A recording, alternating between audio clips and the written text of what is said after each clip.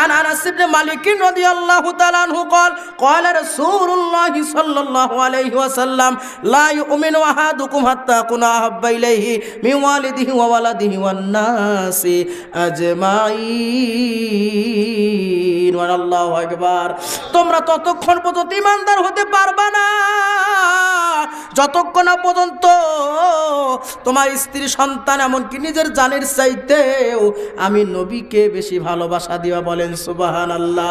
নবীকে ভালোবেসেছে সাহাবায়ে কেরাম ঠিক কিনা কোন আল্লাহর নবী সাহাবী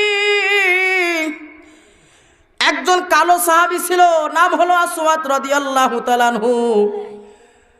আল্লাহর হাবিব ডাক দিলেন আসওয়াদ ছোট্ট একটা ঘটনা বললে কষ্ট হবে আপনাদের হে আসওয়াদ লাব্বাইকা রাসূলুল্লাহ ইয়া হাবিবাল্লাহ হে আসওয়াদ তুমি কি বিবাহ করছো কি বলতেছে তুমি কি বিবাহ করছো ইয়া রাসূলুল্লাহ ইয়া হাবিবাল্লাহ নবী গো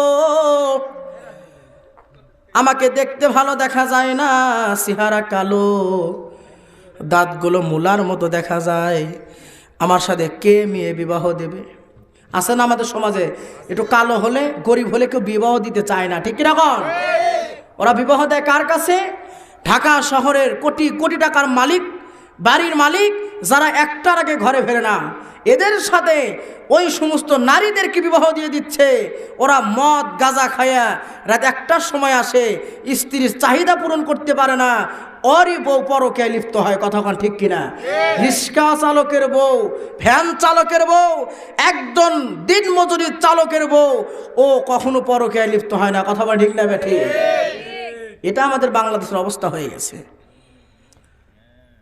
আল্লাহ নবীর সাহাবী বলে ইয়া রাসূলুল্লাহ ইয়া হাবিবাল্লাহ আমার সাথে কে মেয়ে বিবাহ দেবে আল্লাহর হাবিব বললেন হে আসওয়াদ শুনে নাও জেনে নাও তোমার নবী যদি কাহার উপরে একবার রাজি এবং খুশি হয়ে যায় তার উপরে আমার আল্লাহ খুশি হয়ে যায় বলেন সুবহানাল্লাহ। যুবক ভাইরা কানটা লাগায়া শোনার চেষ্টা করেন নবীর প্রেম সাহাবীদের কেমন ছিল আজকে আমাদের কেমন প্রেম। আল্লাহর হাবিব চিঠি লিখলেন হে আমার অমুক সাহাবী আমার গরিব সাহাবীকে তোমার কদমে পাঠাইয়া দিলাম তোমার সবচাইতে সুন্দরী কন্যাকে আমার আসওয়াতের সাথে বিবাহ দিবা ইতি রহমাতাল লিল আলামিন বলেন সুবহানাল্লাহ। আল্লাহর হাবিব চিঠি লিখে আসওয়াতকে পাঠাইয়া দিছে আসওয়াদ যাইয়া দেখে বিশাল বড় একটা বাড়ি দেখা যায় হতবাক হয়ে গেছে এই বাড়ির মালিক নাকি আমার শ্বশুর হবে গরিব মানুষের নিয়ে যা যদি পাঁচতলার বিল্ডিং এর সামনে ছেড়ে দেওয়া যদি বলা যায় এই বাড়ির মালিক আজকে থেকে তুমি ওর কি মনে কি ঢুকবে বলেন তো দেখি আনন্দ ঢুকবে এবং ভয়ও ঢুকবে যে মনে হয় মজা করতেছে ঠিক না কোন লম্বা কাহিনী বোঝার চেষ্টা করেন আসওয়াদ রাদিয়াল্লাহু তাআলা আনহু মনে মনে চিন্তা করে আমার কাছে তো পারমিশন আছে ঢোকার জন্য সেই পারমিশন দুনিয়ার কোনো পারমিশন নয় সেই পারমিশন আমার দয়াল নবীর চিঠি মোবারক কথা কোন ঠিক কিনা আসওয়াদ রাদিয়াল্লাহু তাআলা আনহু বাড়ির ভিতরে প্রবেশ করলেন হে দারোয়ান ভাই মালিককে ডাকো আমি রহমাতাল লিল আলামিনের দরবার থেকে আসছি মালিক আসলেন আসার পরে চিঠিটা হাতে দিলেন বোঝার চেষ্টা করেন এই ঘটনা শোনার পর আজকে বাসায় যাইয়া ঘুমানোর মধ্যে দয়াল নবীর দিদার যদি নসিব হয়ে যায় আপনার আমার জন্য জাহান্নামের আগুন হারাম হয়ে যায় বলেন আল্লাহু আকবার। বাবাজি সারা জীবন অনেক ঘুমাইছেন এই ঘটনা শুনে বাড়িতে যাইয়া দরুদ পড়ে ঘুমান যারা পরিমাণ ঈমান থাকলে এই দেহ কোনোদিন মাটি পচবে না এই দেহ কোনোদিন আগুনে পুড়বে না কথা বলেন ঠিক না ঠিক সাহাবাই হযরত সাহাবী যখন চিঠিটা দিলেন লেখা আছে আমার অমুক সাহাবী আমার গরিব সাহাবী আসওয়াদকে তোমার কদমে পাঠিয়ে দিলাম তোমার সবচাইতে সুন্দরী কন্যাকে আমার আসওয়াদের সাথে বিবাহ দিবা ইতি রহমাতাল লিল আলামিন বলেন সুবহানাল্লাহ। ও আরসালনাকা ইল্লা রাহমাতাল লিল আলামিন। আল্লাহ হলো রব্বুল আলামিন, তার বন্ধু হলো রহমাতাল লিল আলামিন। আল্লাহ হলো লা ইলাহা ইল্লাল্লাহ, রহমাতাল আলামিন হলো মুহাম্মাদুর রাসূলুল্লাহ। কথা বলে ঠিক না ঠিক? আসওয়াদ যখন চিঠিটা দিলেন, এই লেখা যখন ধনী সাহাবী পড়ছে রে, সঙ্গে সঙ্গে বলতেছে মুহাম্মাদুর রাসূলুল্লাহ সাল্লাল্লাহু আলাইহি সাল্লামের মাথা মনে হয় খারাপ হয়ে গেছে, বলে নাউজুবিল্লাহ। এটা কিভাবে সম্ভব? আমি কত কোটি কোটি টাকার মালিক, আর সামান্য একজন গরিব মানুষ, দেখতে ভালো দেখা যায় না, চেহারা কালো, এর সাথে নাকি আমার সুন্দরী কন্যাকে বিবাহ দেব? কোনো ক্রমে সম্ভব না। সঙ্গে সঙ্গে চিঠিটা প্রত্যাখ্যান করে দিলেন, ফেরত দিয়ে দিলেন। কি দিলেন? চিঠিটা ফেরত দিয়ে দিলেন। সাহাবী বাড়ি থেকে কান্না করতে করতে বের হচ্ছে, আর মনে মনে বলতেছে, ইয়া রাসূলুল্লাহ, ইয়া হাবিবাল্লাহ, নবী গো, ও মায়ার নবী, আমি তো আগেই বলেছিলাম আমার কপালে বিবাহ নাই। ইয়া রাসূলুল্লাহ, ইয়া হাবিবাল্লাহ, আমার সাথে বিবাহ দেয় না, আমার মনে কোনো আঘাত নাই, কিন্তু আপনি এত বড় মুখ করে চিঠি পাঠাইলেন, এই চিঠিটা প্রত্যাখ্যান করে দিল। এই চিঠি যদি আপনার হাতে যায়, ও দয়ার নবী, আপনি পৃথিবীর সবচাইতে বেশি কষ্ট পাবেন, আর আপনি যদি কষ্ট পান, আমার জন্য জান্নাত হারাম হয়ে যাবে। কথা বলে ঠিক না ঠিক? 2 তলা থেকে তার সুন্দরী কন্যা লক্ষ্য করে দেখেন, একটা যুবক বাড়ির ভিতরে প্রবেশ করছে হাসতে হাসতে, বাড়ির থেকে বের হচ্ছে কান্না করতে করতে। বাবাকে ডাকলেন, বাবা কি ব্যাপার? একটা যুবক ঢুকলো, কালো যুবক, হাসতে হাসতে বের হলো কান্না করতে করতে। লম্বা কাহিনী সংক্ষিপ্ত করে শেষ করে দেব। এমন সময় ধনী সাহাবী বললেন, আল্লাহর হাবিব একটা চিঠি বানাইছে, কি লেখা আছে? হে আমার অমুক সাহাবী, আমার গরিব সাহাবী আসওয়াদকে তোমার কদমে পাঠাইয়া দিলাম, তোমার সবচাইতে সুন্দরী কন্যাকে আমার আসওয়াদের সাথে বিবাহ দিবা, ইতি রহমাতাল লিল আলামিন। বলেন সুবহানাল্লাহ। বাবা আপনি কি উত্তর দিছেন? আমার প্রস্তাব পছন্দ হয় নাই, চিঠি প্রত্যাখ্যান করে দিছি। মেয়ে কান্না শুরু করছে। বাবা পৃথিবীর সবচাইতে বড় ভুল আজকে আপনি করছেন। যে নবী না হইলে আসমান জমিন হইতো না, আপনার বিশাল রাজত্ব হইতো না, আমি নারীও হইতাম না। সেই নবীর চিঠি ফেরত দিছেন। আমার দয়াল নবীর চিঠি হলো আমার জান্নাতের ঠিকানা। এই চিঠি যদি আজকে আমার নবী হাতে পায়, পৃথিবীর সবচাইতে বেশি কষ্ট পাবে। ঠিক কিনা বলেন? আল্লাহর হাবিব যদি হাতে পায়, আমাদের জন্য জান্নাত হারাম হয়ে যাবে। বাবা আমি বিবাহ বসতে রাজি আছি, আপনি তাড়াতাড়ি যুবককে ডাক দেন। যুবক যুবতী প্রেম করে কিনা? যদি সুপ্রিম কোর্টেও তোলা হয়, কন্যা যদি রাজি থাকে, কোনো ব্যারিস্টারের ক্ষমতা আছে কিছু করার? কন্যা রাজি, আমি কি বলবো? কন্যা বলে আমি মরে যাব, কিন্তু আব্দুর রহমানকে ছাড়বো না। সঙ্গে সঙ্গে মামলা খারিজ করে দেয়। এবার বাবা এদিকে আসো, তুমি কি আমার মেয়েকে বিবাহ করবা? জি অবশ্যই করবো। তে আমার মেয়েকে বিবাহ করবা, 1.5 মোহর দিবা কি? বলে 1.5 মোহর দেবে হলো আমার নবীর চিঠি। বলেন সুবহানাল্লাহ। রাখবা কোথায়? বলে রাখবে হলো আমার নবীর চিঠি। আরে বাবা কি বিপদে পড়লাম, কারণ যার কাছে নবীর চিঠি আছে ওর কিছু দরকার আছে।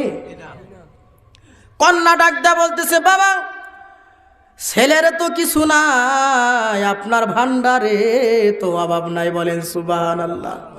আয় আমার বাবা, আপনি আমার স্বামীকে কিছু টাকা দেন, এই টাকা দিয়ে আমার স্বামী কিছু গহনা নিয়ে আসবে, আমার জন্য শাড়ি কিনে আনবে, আমি তার সাথে বিবাহ বসবো।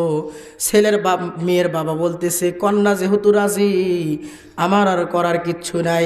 এবার কিছু টাকা দিলেন। আসওয়াদ রাদিয়াল্লাহু তাআলা আনহু বাজারে রওনা হইছে।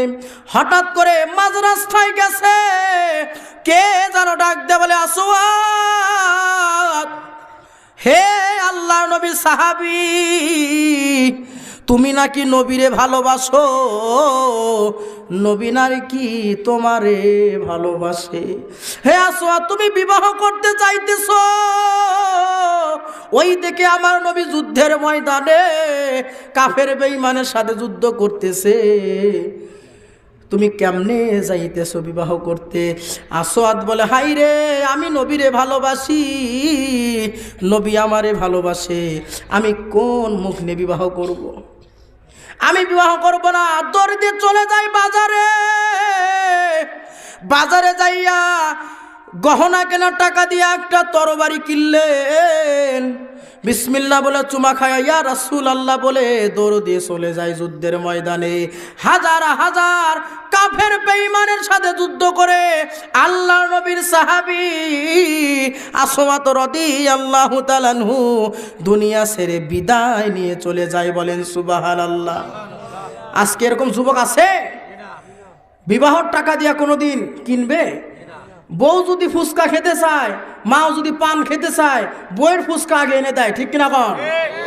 আল্লাহর নবী তো দূরেই থাকলো, মায়ের আশাই পূরণ করতে পারে না। আছে কিনা বলেন তো দেখি। মুসলমান বাবাজি বোঝার চেষ্টা করেন, আল্লাহর নবী সাহাবী শহীদ হয়ে গেলেন, হাজার হাজার কাফের বেঈমানকে জাহান্নামে পাঠাইলেন। এমন সময় যুদ্ধ শেষ হওয়ার পরে আল্লাহর নবী বলতেছে, আবু বকর, আমি একটু যারা শহীদ হয়েছে তাদের মুখ দেখতে চাই। সবার মুখ নিয়ে আসা হলো, সবাইকে হাজির করা হলো। আল্লাহর নবী বলে, আমার সাহাবীরা রে, আমার আসওয়াদের লাশটা নিয়ে আসো।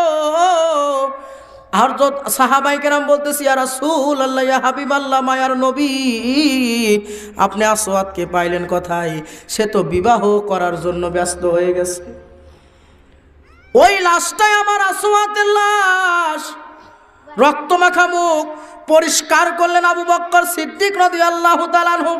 পরিষ্কার করার পরে বলতেছে, ইয়া রাসূলুল্লাহ, ইয়া হাবিবাল্লাহ, আপনার আসওয়াদ যুদ্ধের ময়দান আসলো কখন? আসওয়াদকে আনা হলো, দাফন কাফন করা হবে।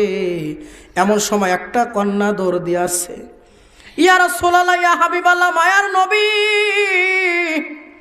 পরে জানাজা করবেন, আমার একটা নোটিশ শোনেন, এই ধরেন আপনার চিঠি।